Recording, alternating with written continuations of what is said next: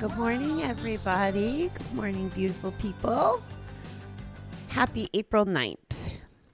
Here we go, starting right off with the reading for today out of our Body, Mind, and Spirit book. Seize the Day by Horace. During active addiction, everything was going to happen tomorrow. We'd give up our addiction, get a good job, make up with our family and friends, call someone to help, go to that meeting, get a new apartment, become honest and decent and proud, learn a new trade, find a better life. Tomorrow. For today, we do the same old things in the same old way. Now we know today is all we have. The past is over and tomorrow may never come. All we can count on, all we can control is just one day, today. But what a world is contained in that one day. We could be abstinent for one day. We could be the best person possible for one day. We could be loving and caring and giving for one day. In this one day, we can stop to smell the roses and really see the wonders around us. We can give thanks to our higher power for the beauty in the world. We can reach out to a newcomer and find support with our sponsor. In this one day, we can be all we ever dreamed we'd be. Today, let me be grateful for all I have and be the best me possible. It's funny how these readings were probably written, I don't know how many years ago, and how they can be relative to what's going on in our worlds at any moment. And I liked a lot of things about that, talking about today. I know I woke up late. It's raining. And right off the rip, my brain goes, oh, it's raining. We can't walk. So does that mean I don't exercise today? And if exercise is part of becoming the best me, I have two choices then, right? I can write it off, or I could find another way, or we can walk later when it stops raining, or I could make plans to go on another bike ride, whatever it is. I have those choices. It's just, we'll see. Do I want to be the best me, or do I want to procrastinate? One of my defects, or, take the easy way. And the other call out I kind of have about it being one day, I think taps into the fear surrounding the circumstances right now with COVID. So many people are talking about the future, including myself. I'm guilty of it. I have a trip planned in June to go to a meditation conference and to see my friends and family.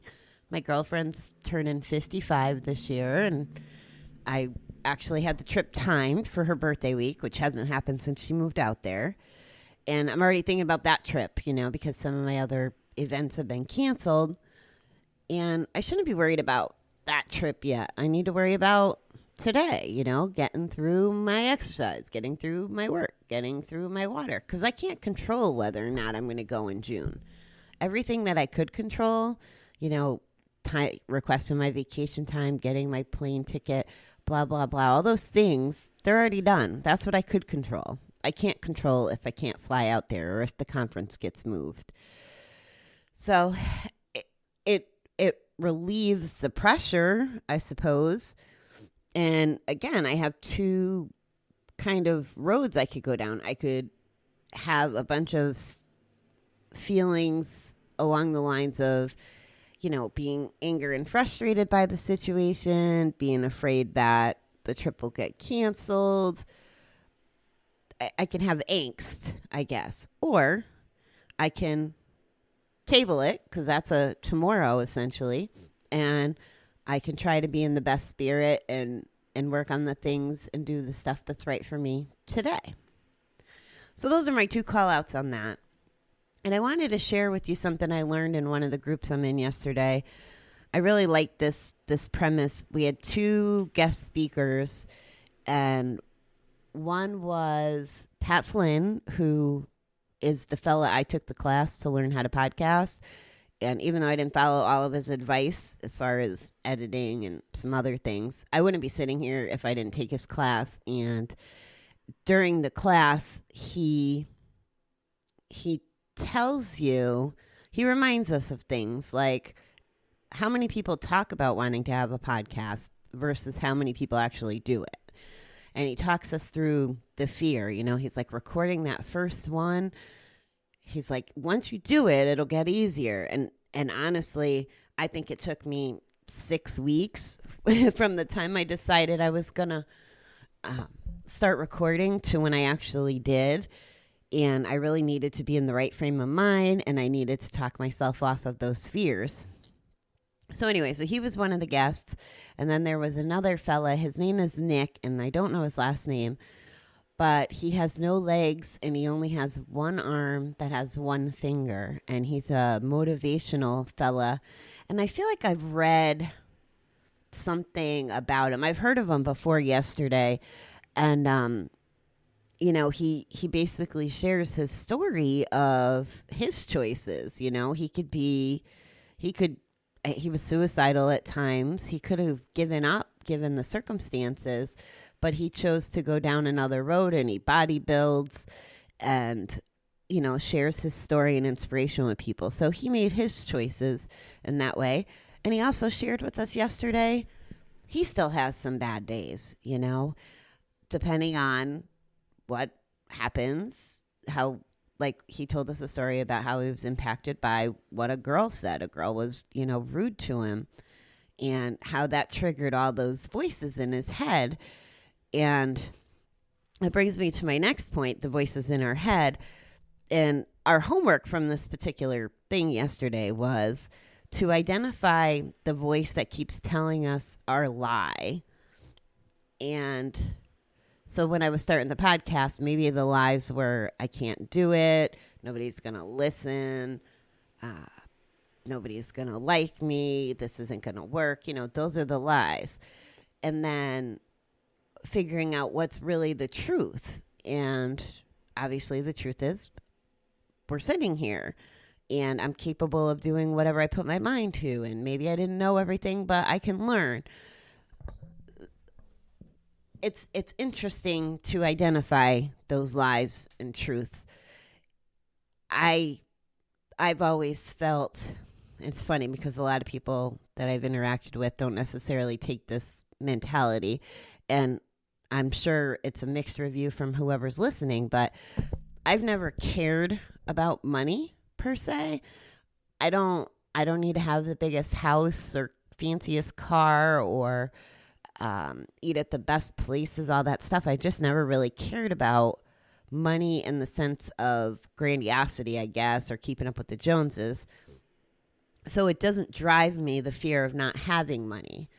My belief is, my lie could be, and luckily it really, I don't think it has, but my lie could be, I can't have a good life without money.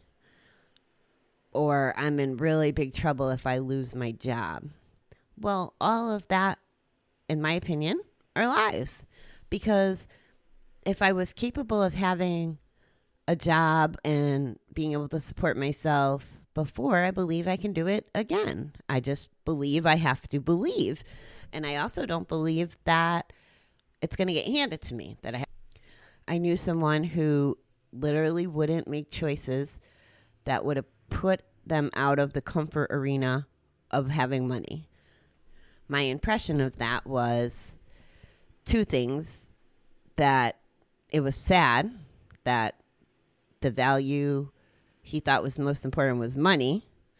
And the second thought is, why?